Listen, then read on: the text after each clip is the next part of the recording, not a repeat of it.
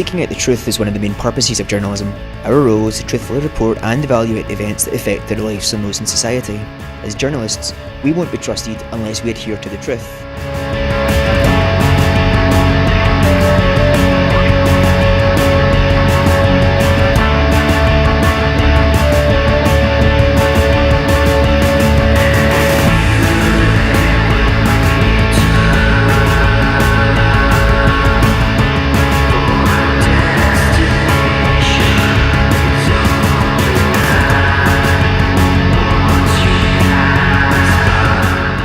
The media have a duty to be impartial in order to report fairly and without bias. They should be worrying less about how many copies of their exciting story they will be able to sell and more about the reliability of their facts. But we all know that real journalism can sometimes be expensive when agency copy is regularly available and cheap.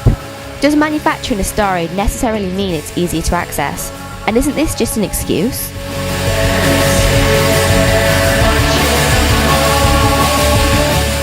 The key, our remit is to try and work for quality, transparency and accountability news on behalf of the public, and so the site's really aimed at the public. The secondary purpose, I guess, of the site is to try and act as a catalyst for more transparency in the relationship between PR and journalism, because it's a relationship that's pretty hidden from public view, and certainly many people, they're aware of it, they're not aware of the extent of it. And it has also led to lots and lots of discussion you've probably seen, but there's been many people online and social media and blogs and everywhere else talking about this and talking about the issue and talking about how to do something about it.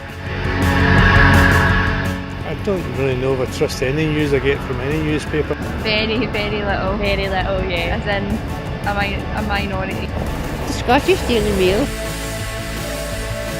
It's to sell papers a lot of the news. The Metro's less biased than the Sun or the Daily Mail. The Sun just seems to have all these elaborate stories and good Jack and Ori stuff for bedtime really, so. The Mail is as good as you're going to get. I don't know that I trust tabloids like the Sun and things. It's kind of the same old story regurgitated.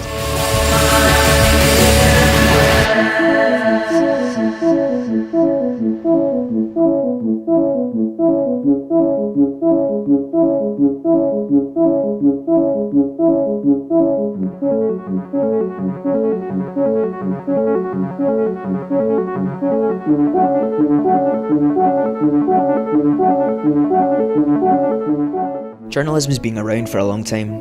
Back in the 1920s, Edward Bernays was writing about the manipulation of the habits and opinions of the masses. Wasim Zakir was a BBC journalist responsible for coining the term churnalism. So now, in 2011, Martin Moore and Nick Davies warn us of the lazy efforts being made by today's media. Although those in professional communications and the press may be aware of this unspoken flaw, it remains concealed from the wider public. Chris Atkins, a film director with a track record of successful hoaxes, wanted to explore how easy it was to get fake news published.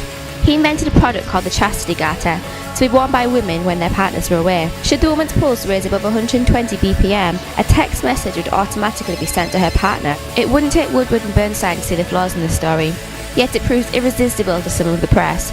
The story then went global, showcasing the chastity garter all over the world.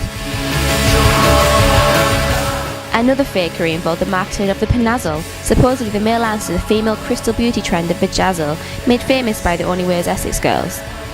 But it was Atkins' bogus Facebook campaign calling for the return of the Prime Minister's new cat, Larry, that's been most successful. Within 24 hours of the site having been created, the Mail ran the story, shortly followed by the Metro.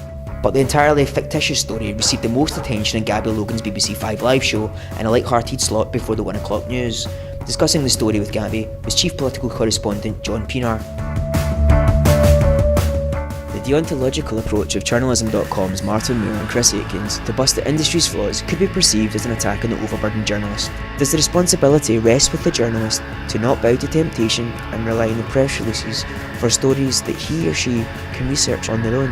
After all, press releases are only intended to point journalists in the right direction, giving them a lead in a story they should really be producing themselves.